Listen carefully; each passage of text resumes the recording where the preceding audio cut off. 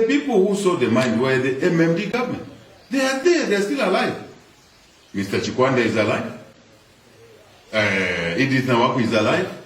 They are all there. Me, I was 29, 30 years old. I've said this before. No, Mwajewa 29, 30 years old, Arishama Mine, which belongs to the government.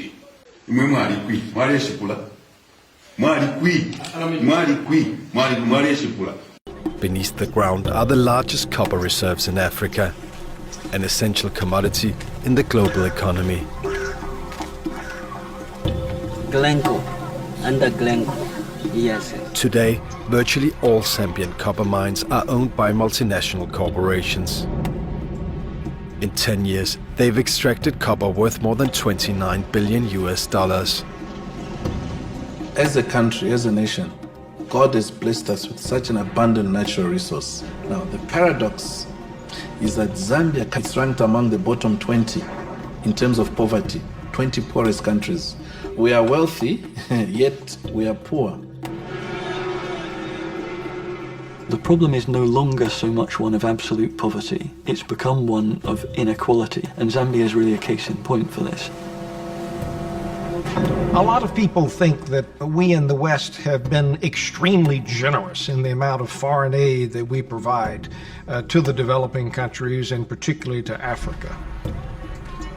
Globally, our estimate is that the amount of money flowing out of developing countries is 10 times the amount of foreign aid flowing into developing countries.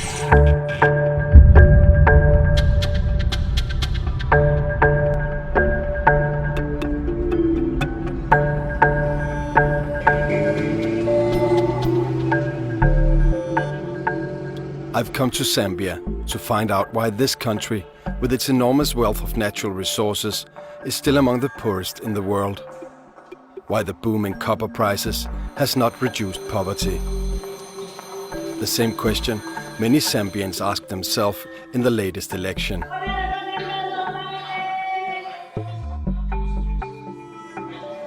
His Honor the Vice President. Mr. Speaker. In October 2011, Guy Scott, who once threatened to march on the copper plants if they didn't pay their taxes, became vice president. We're aware that Africa is losing more money from tax avoidance by foreign companies every year than it's gaining from aid from the countries from which these people come. God, he gave copper to Zambia. And these people, if they don't respect the Zambian soil where there is copper, mining or any other business venture in Zambia, they should contribute. These mining industries, they export and we don't know what they're doing with our money. If they're exporting our minerals, the money must come back to Zambia. So the current investors should wake up, stand up and be counted, and they should not wait for the government to push them. We don't have time pushing people. Vice President Guy Scott was born in Zambia. He studied economics at Cambridge and holds a PhD in cognitive science. It seems peculiar that you're vice president in Zambia and you're white. Well, white vice presidents occur from place to place, like the United States of America has got one. And I don't think in the Caribbean it would be all that unusual. It's just a thing that's a bit unusual in Africa. But Africa's maybe changing. I'm a Zambian nationalist. Why not? What else would I be? Well, a colonial farmer exploiting Zambia? No, I think colonial farmers don't have any votes anyway, even if I wanted to stand on their ticket. And there are very few farmers here, white farmers. No, but you understand the question, I guess. I mean, it is from... Yeah, normally a white politician in an African country will be representing white minority interests. That's not the case here. I'm regarded as pro-poor, pro-unemployed, pro the ordinary people of the earth.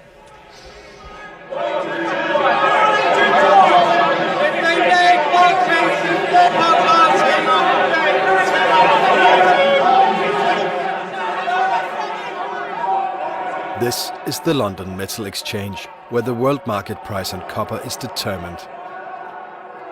between 2001 and 2008, the price on copper nearly quadrupled. Yet, despite the boom, the foreign investors paid virtually nothing in profit tax in Zambia. One reason could be transfer pricing. Transfer pricing is an enormously damaging phenomenon right the way across Africa.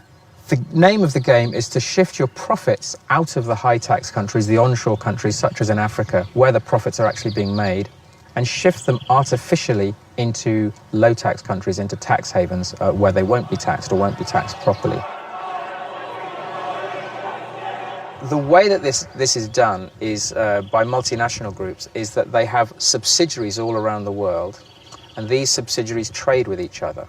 And they can artificially manipulate the prices of these trades for bookkeeping purposes, for accounting purposes. The tax haven subsidiary will buy something cheaply and sell it on much more expensively, and between that gap there's a huge profit, but they won't be taxed in the tax haven.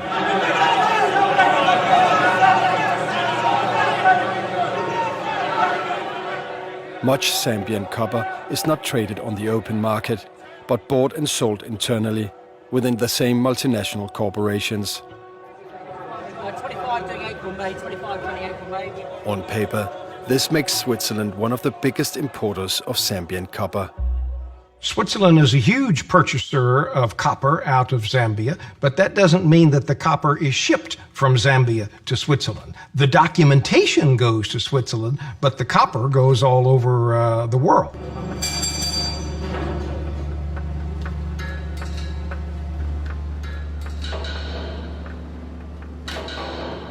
The Zambian copper mines were privatized and sold to foreign investors in 2000.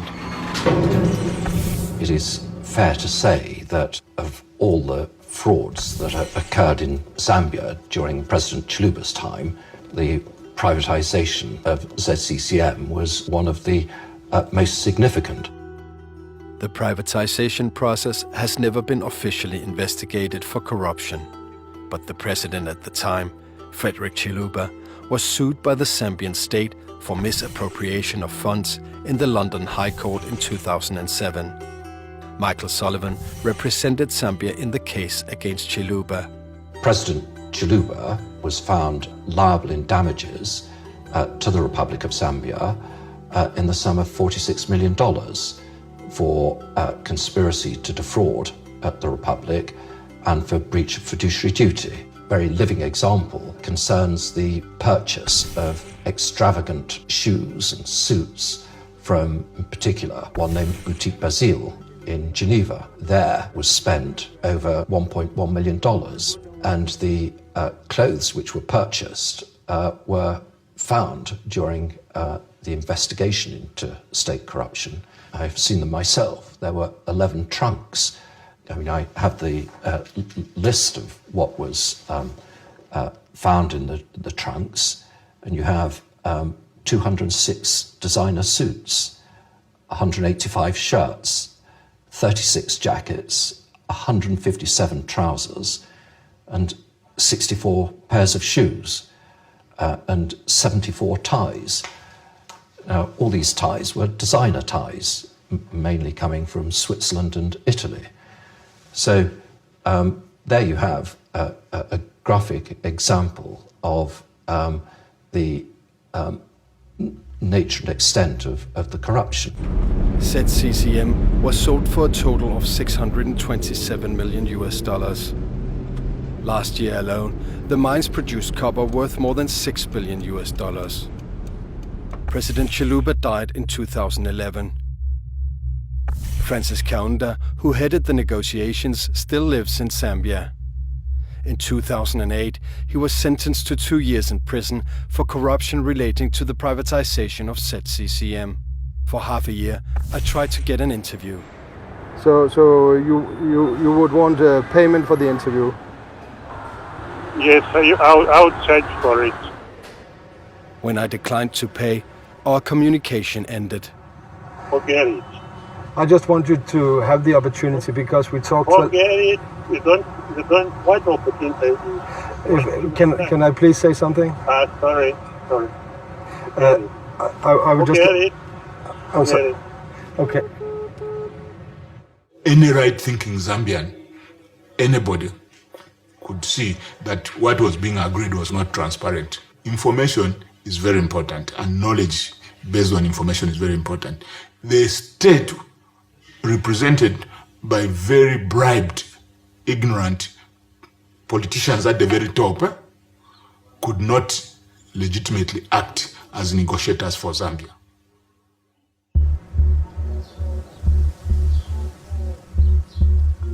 From the outset, the investors had the upper hand in the sales negotiations.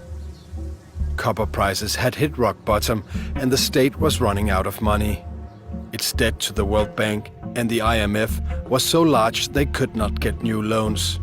Zambia had its back against the wall and was forced to sell. The executive board were more and more nervous about that.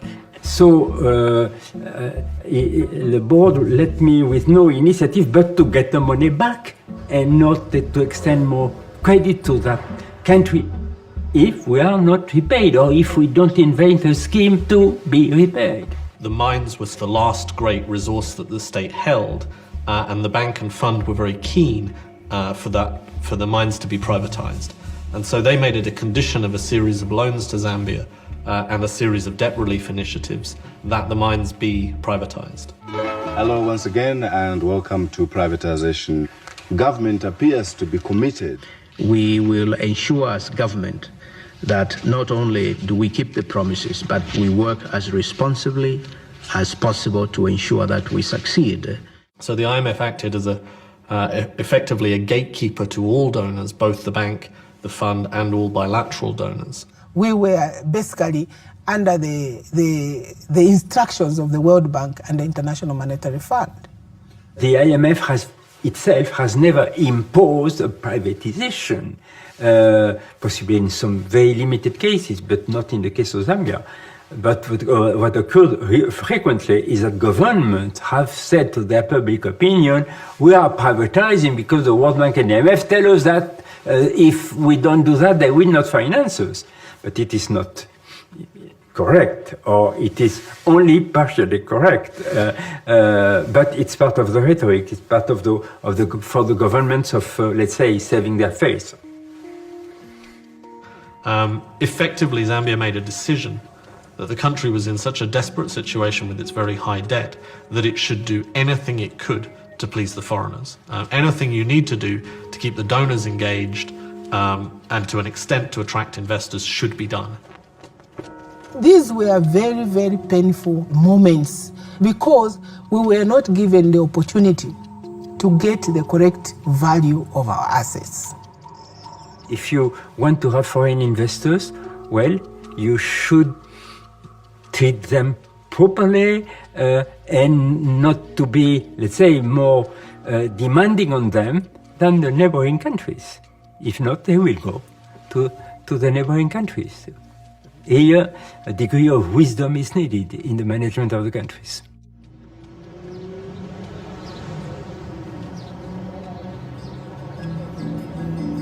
Today, the privatization of the copper mines, combined with the boom in prices, has revitalized the mining sector.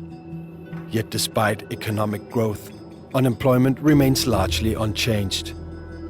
With more than 64% of the population living below the poverty line, Zambia is more than ever desperate to attract foreign investment, hoping this will create new jobs. Since we came to power, which is only 6 months ago, something like 150,000 people have been dumped on the jobs market. And we certainly haven't created 150,000 jobs in the 6 months that we've been in power. For the investment park. Is that right? 说这次在代表团来，主要是为了这个合作区的这个发展，是不是这样的？是的。Yes, Your Honor. More than for the mine. So I'll just clarify. 不光是矿山，而且是合作区。I'm sorry about the Minister of Commerce. I couldn't track him down. Every speech, every pamphlet, every newspaper story talks about we owe the youth jobs. Unemployment, unemployment, unemployment. And you just can't escape it. And even the opposition now, the ones who were in government for 20 years, are now trying to tell us that we have failed because we haven't managed to create million jobs or whatever it is. The foreign mining companies go a certain way towards that, and they'd go a lot further if they paid their tax. Aren't you? You read my lips, I didn't say they're not paying tax. But if they were to pay more tax, they do go a very long way to indirectly creating jobs. Through our investment, we also want to make our due contributions to the deepening of friendship between China and Zambia. And we also want to see the friendship between the people of the two countries can be deepened through our investment, because we can understand each other much better through our investment here. Thank you very much for coming. Thank you very much for organizing the lunch. We need Chinese lunch in Zambia more often. Our priorities in Zambia are jobs. Jobs and more jobs, and taxation revenue. Because to provide decent living for the majority of Zambians, we have to find them something worthwhile to do. And we also have to be able to provide them with social services such as free education to secondary level, and to supply them with medical services. But all that takes money. And thank you for coming along to supply the money. So our friendship, I believe, is a genuine friendship, but is based on material results. Your Honor, we have a small request. My colleagues want to take a photo with you. We don't know whether it is permitted.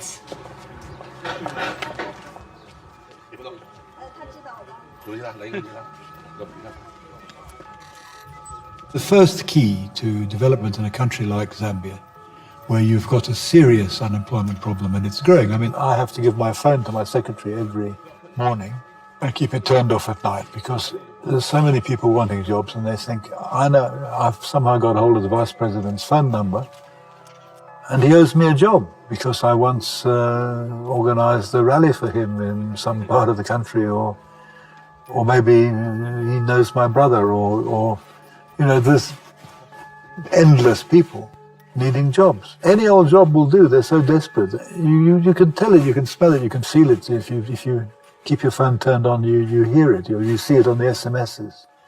Come in the whole time. I want a job, I want a job, I want a job. Thank you. Long life for you. Well, you too. We might as well both enjoy.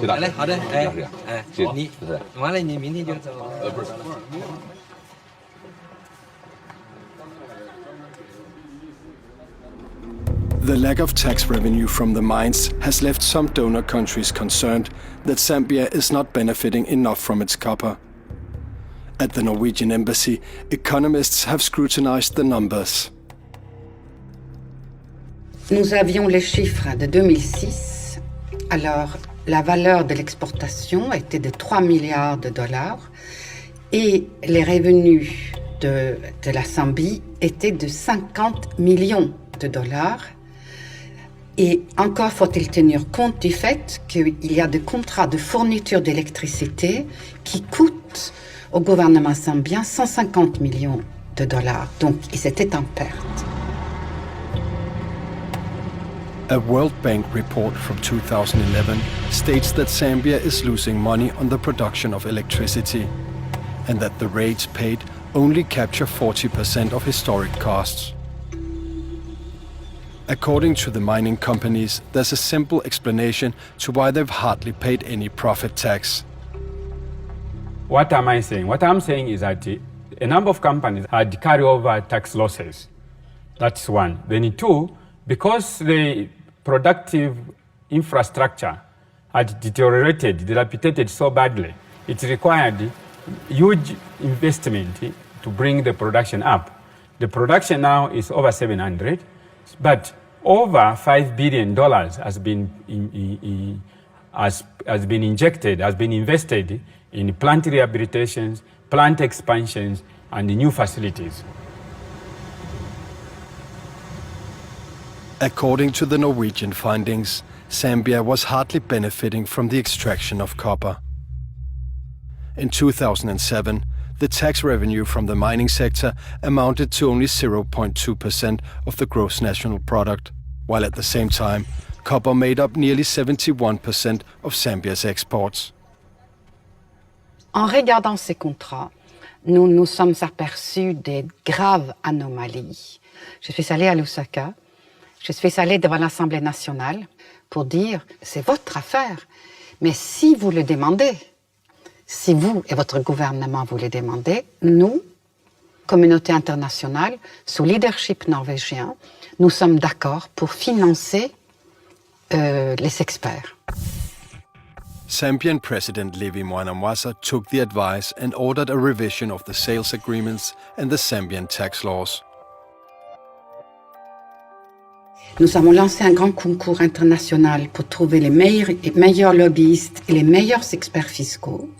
Ils ont conclu que les contrats étaient léonins, qui n'avaient pas de valeur, et du coup, ils ont créé un nouveau statut fiscal pour permettre aux Zambiens de bénéficier de l'envol du prix du cuivre. In April 2008, the Zambian government cancelled the conditions in the original sales agreements and introduced a new tax regime.